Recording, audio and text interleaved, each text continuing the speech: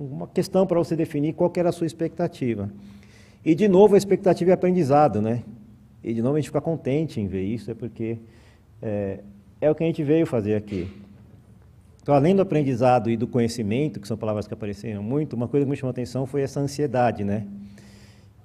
E talvez seja a ansiedade de ter um espaço para falar de um assunto no qual a gente não tem tanto espaço para falar. E a gente quer muito hoje aprender e matar um pouquinho essa sede, essa ansiedade de falar do que às vezes fica calado em outros espaços, em outros momentos.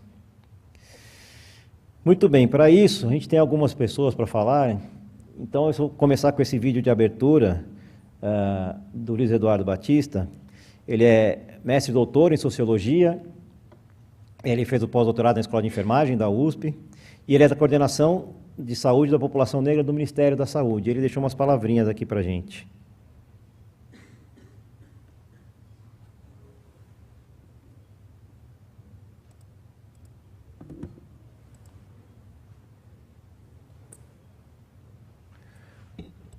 Você consegue pôr o vídeo, o áudio para a gente? Parabéns à Universidade de São Paulo, parabéns ao Race ID pela proposta. Bem, pensar a questão da formação antirracista em saúde da população negra é um grande desafio. É um grande desafio porque, no campo da saúde da população negra, essa é uma das diretrizes da Política Nacional de Saúde Integral da População Negra. A questão da formação inicial e da formação continuada em saúde da população negra, a inclusão dos temas raça, racismo e saúde da população negra nos processos de formação e nos currículos. E o que a gente tem visto até agora é que poucas universidades, poucos programas de graduação e de pós-graduação incluíram essa temática nos seus processos de formação. E pensando aqui na Faculdade de Medicina da USP, ter essa disciplina, ter temas como esses nos processos de formação tem relação direta com o que médico é esse que estamos formando, que médicos são esses que podem estar nas suas de clínicas, nas suas clínicas particulares, nos serviços de atenção básica, nos serviços de média e alta complexidade do Sistema Único de Saúde, se deparando com problemas prioritários em saúde da população negra, com questões específicas que demandam dele ação, que demandam dele conhecimento, e ao não ter passado por esses temas, não ter passado por essas discussões na sua graduação, acaba implicando, eu vou chamar de, entre aspas, erros médicos, erros de condutas, né? Então, ter essa discussão nos processos de formação, ter formação inicial, ter essas discussões no processo de formação continuada dos profissionais de saúde é essencial, não só para a política de saúde da população negra, mas também na ação, na intervenção, no cuidado das pessoas que demandam a atenção desses profissionais de saúde. Eu estou falando aqui da Faculdade de Medicina da USP, mas a mesma coisa pensando no todo o complexo da formação em saúde, né? Para psicólogos, para fisioterapeutas, para fonoaudiólogos, enfim, para toda a cadeia de formação, para nutricionistas. Então, esses são temas estratégicos, são temas fundamentais. Inclusão da temática étnico-racial, racismo e saúde da população negra nos processos de formação inicial e formação continuada. Nós temos poucas pesquisas discutindo a questão da formação em saúde da população negra, a formação antirracista, ou como é que esse processo de formação inicial e continuada vem se configurando no processo da produção do conhecimento. Então, que impacto tem, por exemplo, para as pessoas que passaram por um processo de formação ou que teve no seu currículo essa discussão, como é que isso impacta no dia a dia da atenção? A gente não tem pesquisa sobre isso. A gente não sabe como é que isso, para quem passou por processo de formação ou quem não passou por processos de formação, como é que se dá. A gente não sabe, por exemplo, como é que se dá a questão do preenchimento da informação raça, cor, para aquelas pessoas que passaram por processos de formação e que foram sensibilizadas em seus processos de formação para a questão étnico-racial, para a questão do racismo, para a questão da saúde da população negra, para questões das doenças prevalentes na população negra, como isso se dá no cuidado, na atenção. Então, ainda os levantamentos que se tem são muito básicos no sentido dos 80 e poucos programas de pós-graduação existentes no país, quantos têm essa disciplina, quantas são disciplinas obrigatórias, quantas têm ações afirmativas nos programas de pós-graduação. Esses levantamentos até que se tem, mas o aprofundamento de quão o impacto do processo de formação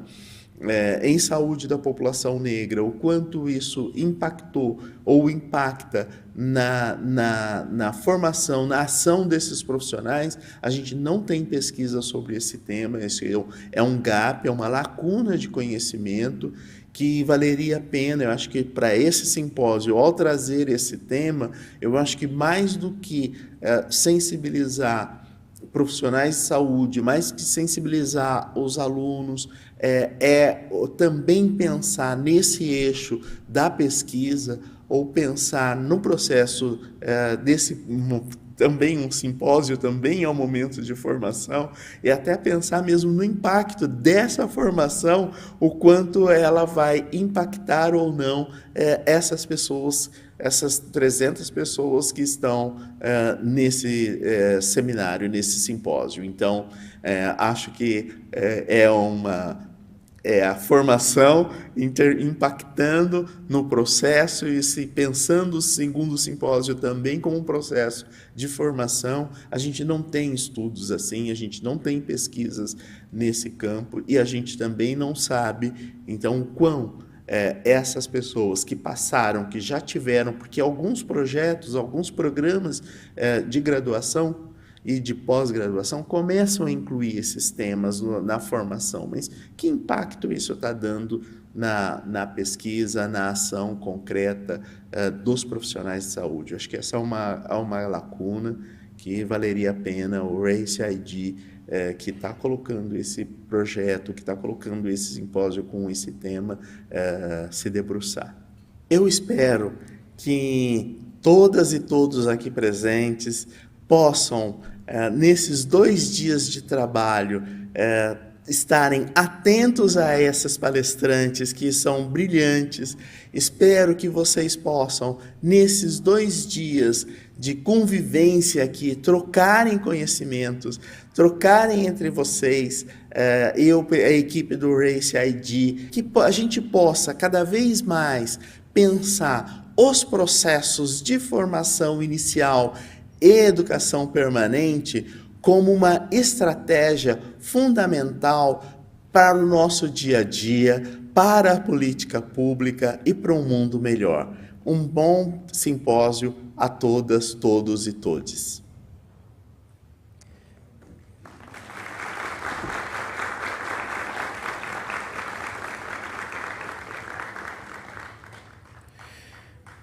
Muito bem. Então, acho que a fala do Luiz Eduardo mostra um pouco do quanto falta, o quanto a gente precisa estudar nesse assunto e o quanto a gente que está aqui, que se interessou por esse assunto, tem a responsabilidade nisso, né?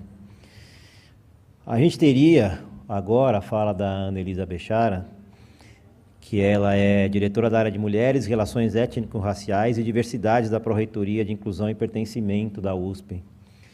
E, infelizmente, por causa desse percalço que a gente teve aqui, por causa da greve dos metroviários, ela não conseguiu estar aqui. ela deixou umas palavrinhas para a gente, e eu vou aproveitar e pedir para a Ana Germani. A Ana Germani é professora doutora do Departamento de Medicina Preventiva, aqui da Faculdade de Medicina da USP, e ela é a coordenadora do RACE ID. E eu vou pedir para ela aproveitar e ler um pouquinho as palavras que a Ana Bechara acabou encaminhando para ela, e falar umas palavrinhas aqui para a gente na abertura do simpósio.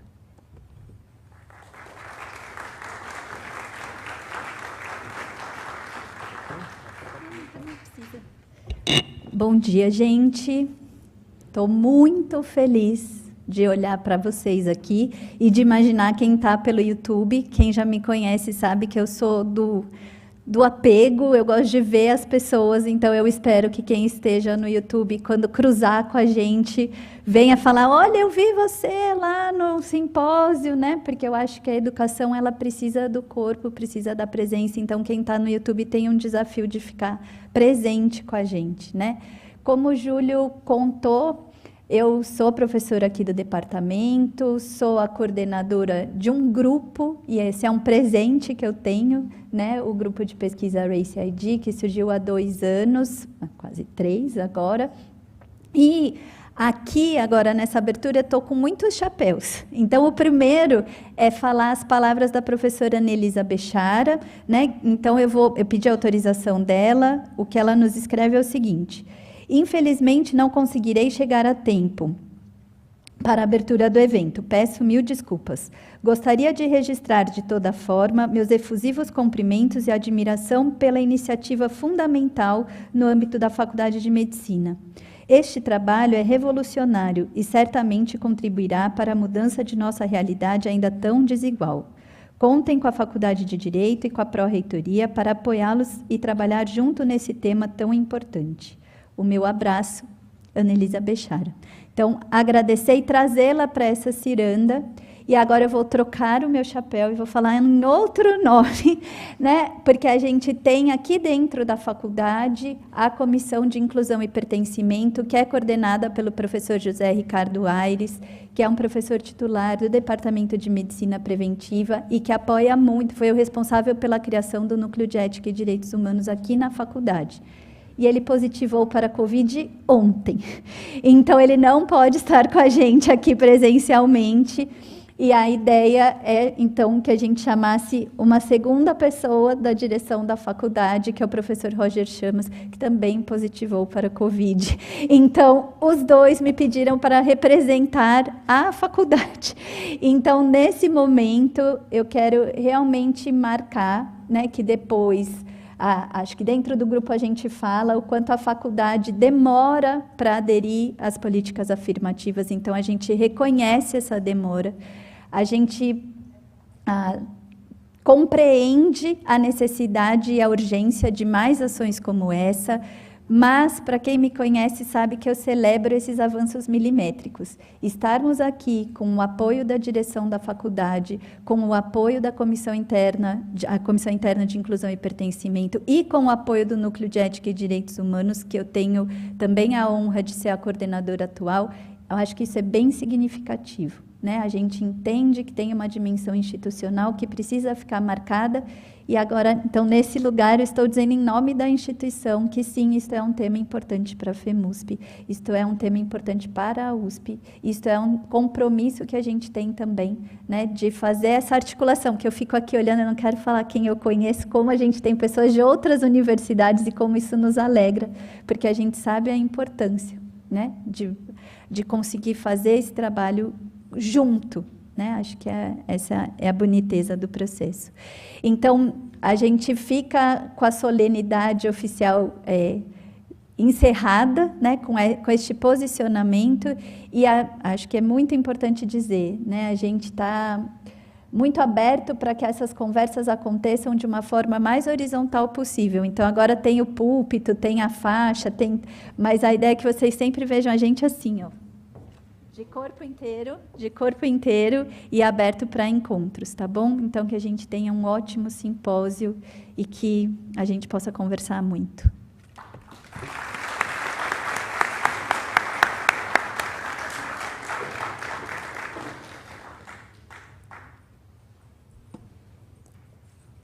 Bom, gente, por último, o nosso simpósio sempre tem uma pessoa homenageada. E com tudo isso que aconteceu, que vocês presenciaram também, a gente achou que a Dona Eloá ia ter tempo de chegar, e ela está há muito tempo no caminho, né? E a gente aqui torcendo para ela chegar. Então, eu vou falar brevemente sobre isso, e aí quando ela chegar, a gente tem um videozinho para mostrar para ela, e a gente fala um pouco mais da bio dela. Se eu for olhar a bio dela, tem um monte de coisa para falar. Mas o que mais me chamou a atenção, a Dona Eloá agora com 83 anos, ela me lembra muito minha avó, que faz 100 anos. Imagina em que época que ela se formou, o quanto era difícil isto, o quanto era penoso, custoso para uma pessoa quanto ela. E ela, depois de formar como enfermeira, fez a carreira toda no SUS. E é engraçado que quando a gente colocou no nosso Instagram que a Dona Eloá ia ser homenageada, choveu de elogio, de referências, de coisas boas. Acho que a gente fez uma escolha excelente.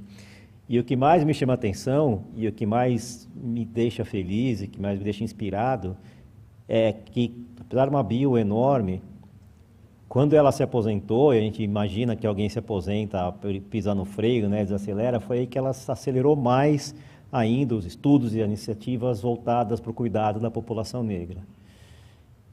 Isso faz a gente olhar para a gente e imaginar que isso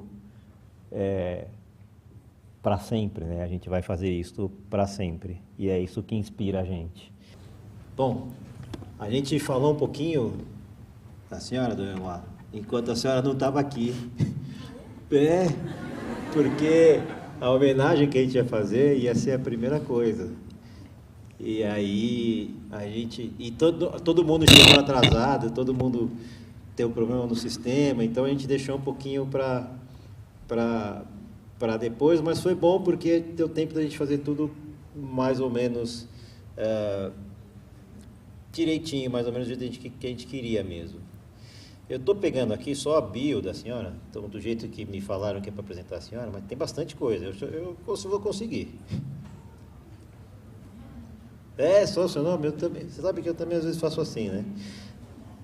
Mas, então, chegou a nossa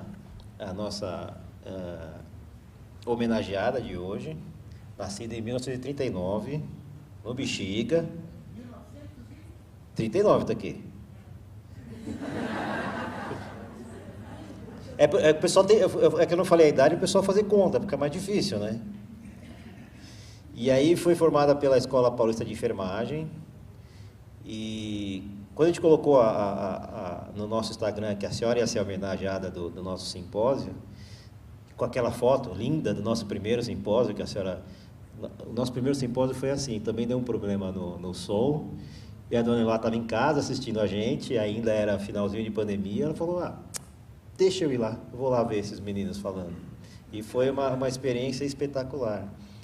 E aí, vou simplificar aqui, diz que a senhora tem 43 anos de carreira, e o que me chamou a atenção, depois quando eu estava falando dessa trajetória da senhora, é que ainda depois da aposentadoria foi que a senhora ainda se envolveu mais ainda com cuidado, com o história da população negra, com mais estudos, com mais trabalhos. Isso chamou muito a atenção da gente e inspirou muito a gente. E a gente tem um vídeo da Alva que ela mandou para a gente para falar um pouquinho da senhora e falar um pouquinho do simpósio.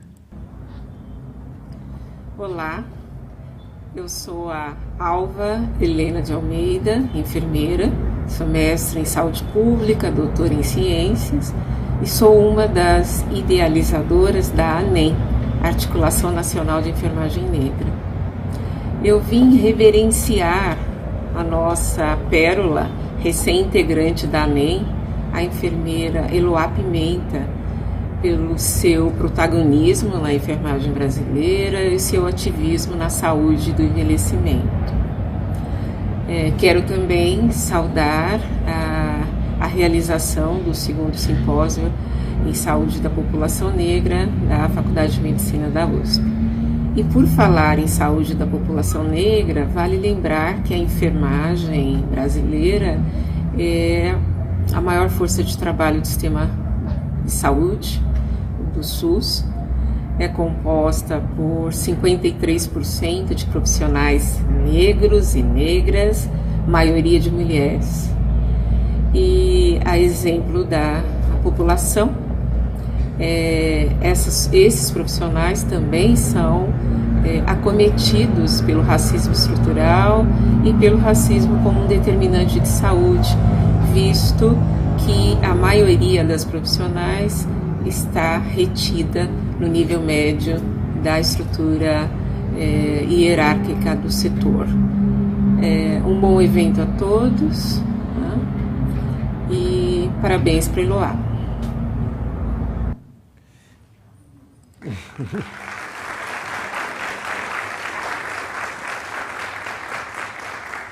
Então, Eloá, a gente queria que a senhora desse algumas palavrinhas, e aí, se a senhora quiser subir aqui, eu vou pedir para alguém ajudá-la. Se ela quiser subir aqui, a gente põe uma cadeirinha, a senhora senta. Ou a senhora quiser encostar, a senhora fique à vontade, a senhora manda aqui hoje. Se quiser falar ali de baixo também, mas acho que aqui é melhor.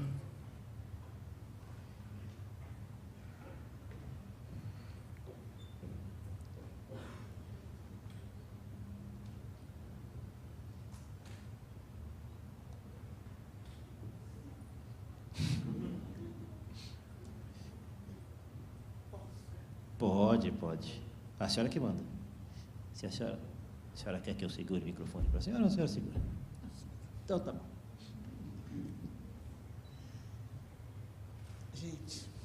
Gente, muito obrigada. Obrigada mesmo. No primeiro simpósio para o segundo simpósio. Nossa, maravilha. Estou muito feliz.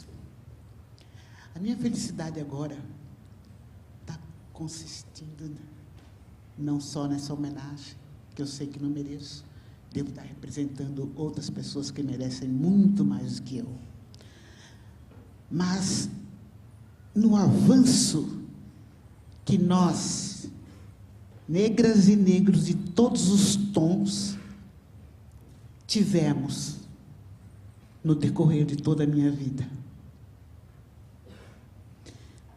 Nesses 300 e tantos anos de apagamento, eu vejo agora uma preocupação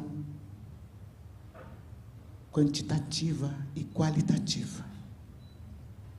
Vocês não sabem o que quer dizer isso para mim. Eu sou enfermeira formada na Unifesp. Antigamente era a Escola Paulista de Enfermagem. Me formei nos anos 70, sou do século passado. E eu tinha amizade com o pessoal da USP. Eu dormia na residência da USP. Eu sempre fui assim, né? Me dando com todo mundo. Sem perder a minha negritude. E naquela época, e como eu soube anteontem com uma colega minha, falou assim, engraçado, você fala com brancos e pretos com a mesma igualdade. Eu não tinha notado isso. E sem sair do negro dentro de mim. Em 1975, teve uma festa no Emílio Ribas, que eu trabalhei 20 anos no Emílio Ribas. Então, eu era para enfermagem, né? Enfermeira, então eu vou toda bonita, né? Eu trancei meu cabelo em búzios. Isso em 1975, abalei geral.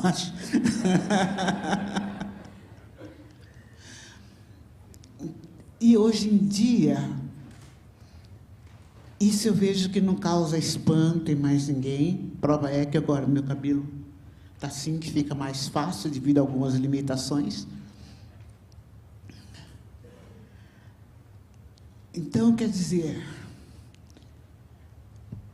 eu fiz umas anotações aqui.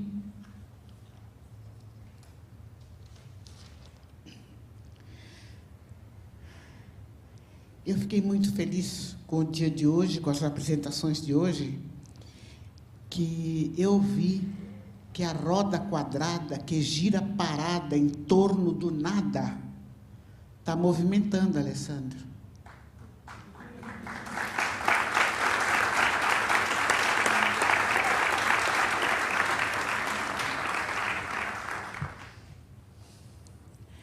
eu lembro, apesar de eu ser cidadã Bexiga, nasci no Bexiga, me criei no Bexiga, eu estou entre a Escola de Samba Vai-Vai e a Igreja Nossa Senhora da Quirupita.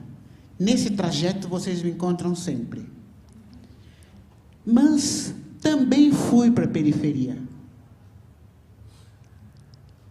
Sapopemba. Ninguém sabia.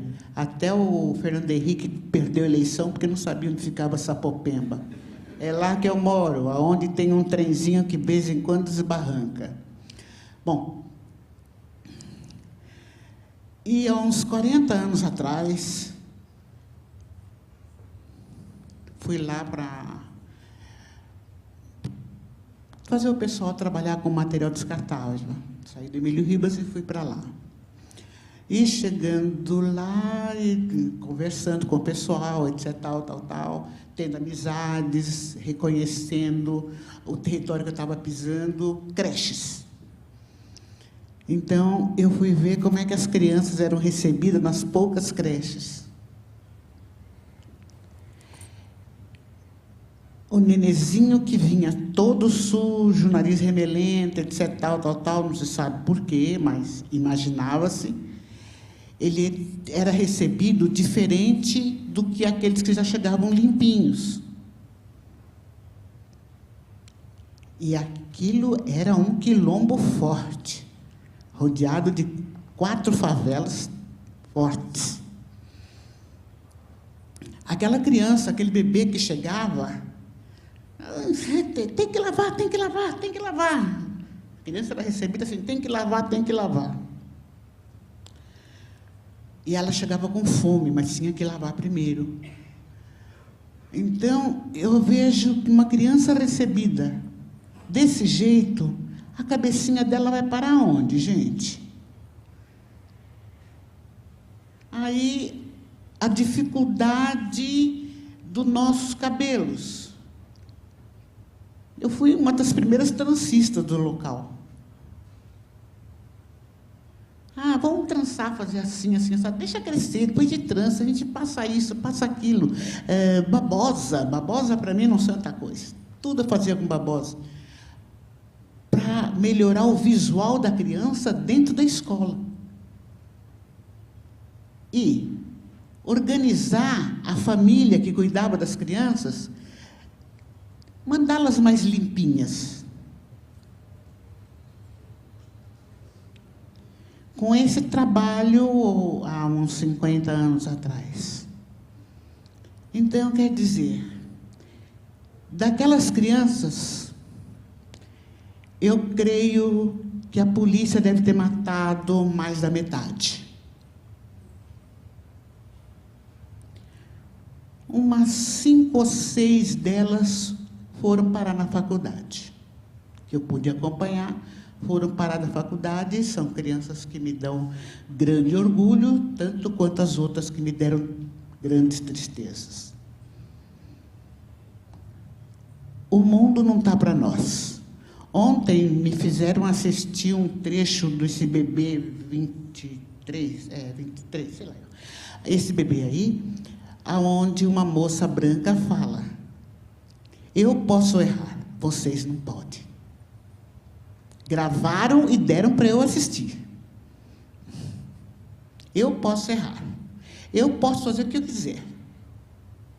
Vocês é que não podem.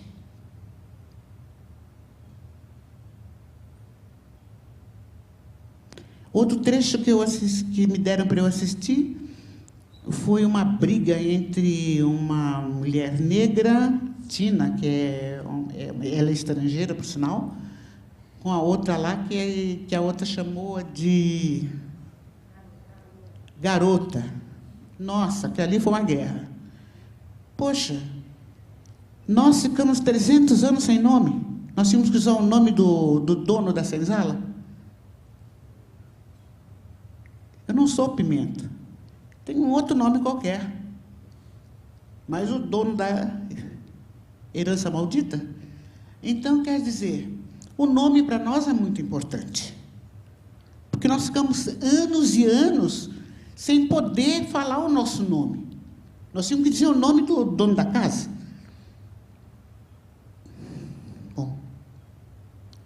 deu uma briga que eu acho que não foi explicado para o povo sobre isso. De novo, Alessandro, eu falo, realmente, a gente tem que explicar quem somos e por que somos. Por que estamos fazendo aqui? Não é para o mundo nos aceitar. É para saber que a gente tem as nossas diferenças. Estudar dessas nossas diferenças, o mundo vai ser melhor. Porque se a gente vê o todo, nós não somos inimigos. Nós nos damos bem com branco, nós nos damos bem com chineses, com japoneses. Nós nos damos bem com todo mundo. Eu acho até que algumas exceções que são malvadas e nós estamos nos agarrando a elas.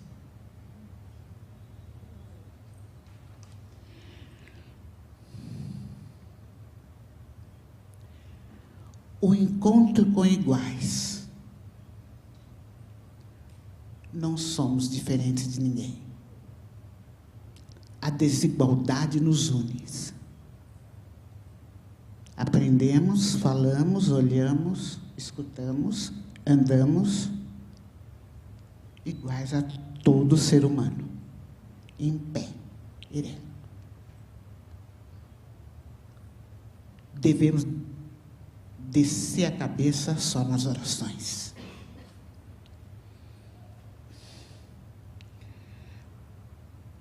O letramento, esse letramento cultural para que o povo nos conheça.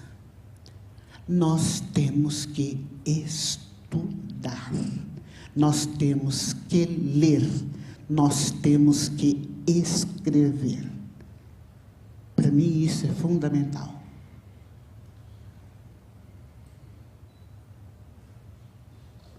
Eu creio que nenhum dos orixás vão me contrariar nisso que eu falo.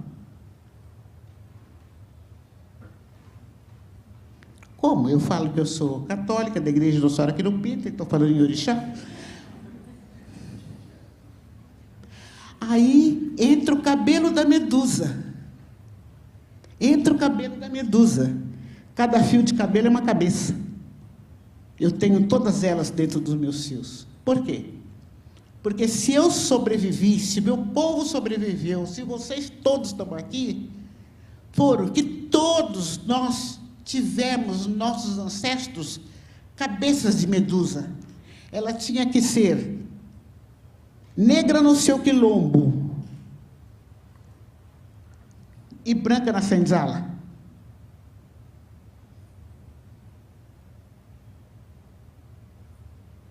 Então, nós tínhamos que ter um pensamento social, um pensamento cultural, um pensamento tatatá, um pensamento tatatá, um pensamento tatatá, para a nossa sobrevivência. E para nós não sermos esquecidos.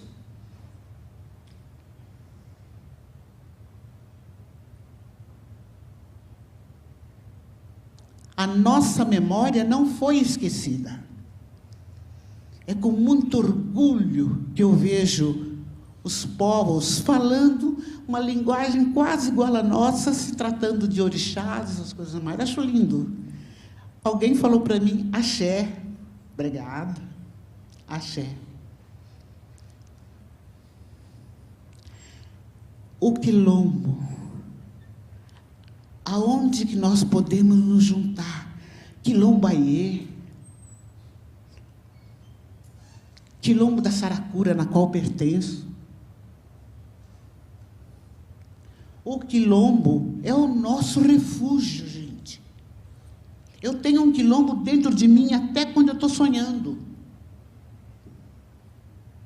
Eu sonho com o meu povo grande.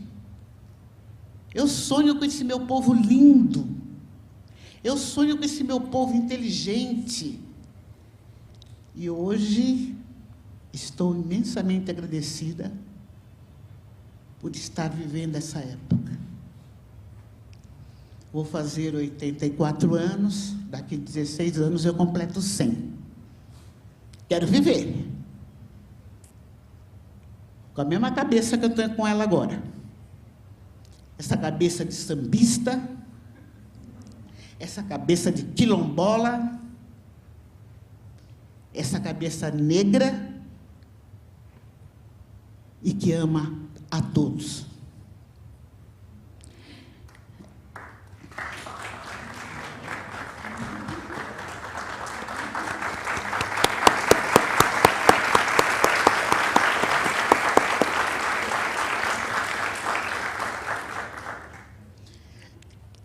Em 1945, os chineses no Brasil era tido como pasteleiro e era motivo de risada. Eu, Bexiga Liberdade, vocês sabem que é perto, né? Não tinha minhocão, não tinha nada, era só morro, gente, igreja, etc. Então, estava sempre por ali. E eles, por serem diferentes, também eram jogados no ostracismo. Quando os japoneses se apresentaram assim, com mais objetividade, mostrando mais conhecimento, a encrenca era entre eles. Aí, um senhor foi falar assim: nós temos que, dentro de 40 anos, entrarmos até o 4º lugar nas faculdades públicas do Brasil.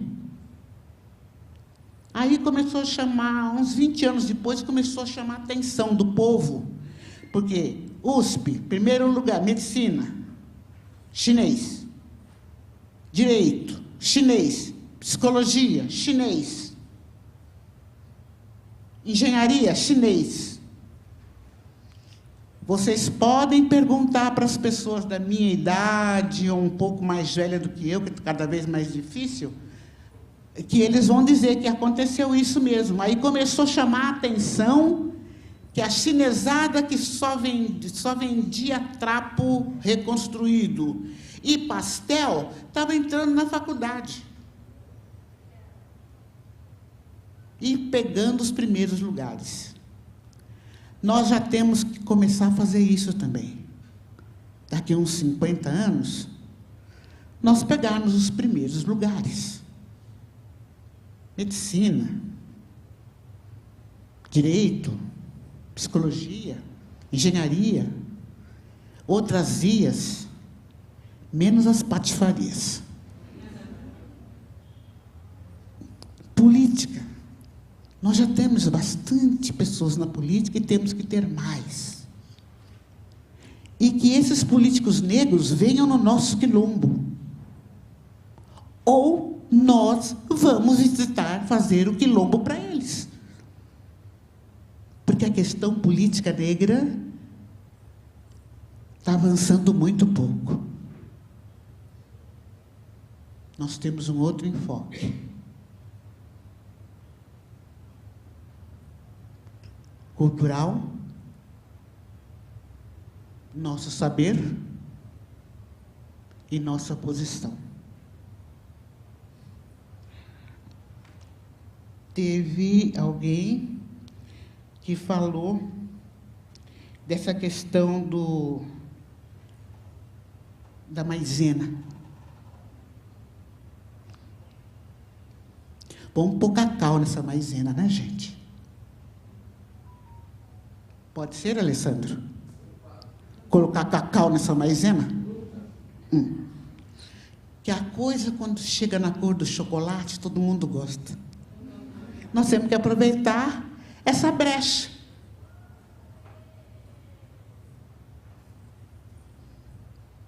Bom, então todo mundo com fome e cansado.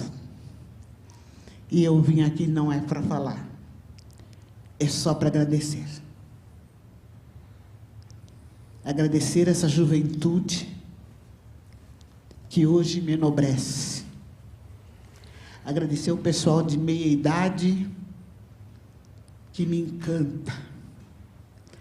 Agradecer essa criançada que me espanta. Agradecer a minha neta que me assusta. Ela é muito inteligente. Agradecer a minha filha. Agradecer a todos vocês. Eu acho que se eu existo, é por vocês. É para vocês e menos para mim. Tá? Muito obrigada.